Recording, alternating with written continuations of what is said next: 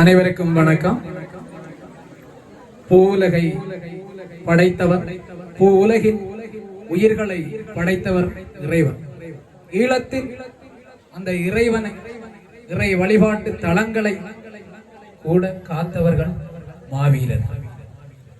இத்தகைய மாவீரர்களை எம் இனத்திற்காக பெற்றெடுத்து தந்த பெற்றோர்கள் கௌரவிப்பு நிகழ்வில் ஆசியுரைக்கு அழைத்த தலைமைக்கு நன்றி கூறி, மாவீரர்கள் செய்த தியாகங்கள், மாவீரர்கள் செய்த ஈகங்களில் இன்று எம் இனத்தில் இருக்கின்ற கடைசி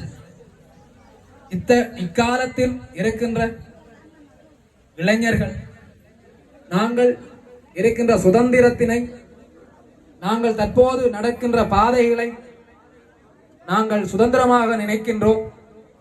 அவை யாவும் எம் மாவீரர்கள் செய்த ஈகம், தியாகங்கள் என்பதனை ஒரு கணம் நினைத்துக் கொண்டீர்களானால் நாங்கள் செல்கின்ற பாதைகள் சரியா தவறா என்று நாங்கள் உணர்ந்து கொள்வோம்.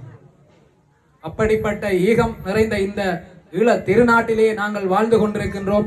மாவீரர்கள் கட்டப்பட்ட இந்த சுதந்திரத்தில் தான் நாங்கள் வாழ்கின்றோம். அப்படிப்பட்ட மாவீரர்களை பெற்றெடுத்து தந்த எம் மாவீரர்களுக்கு தலை சார்த்து வணங்குவதோடு,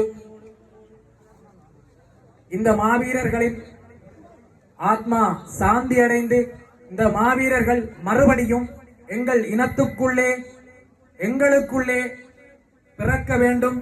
இந்த பிறப்பினை எங்கள் இறைவன், எல்லாம் வல்ல இறைவன் எங்களுக்கு தந்தருள வேண்டும் என்று வேண்டி, இந்த ஆசியுரைக்கு வாய்ப்பு தந்தவர்களுக்கு நன்றி கூறி விடைபெறுகிறேன்.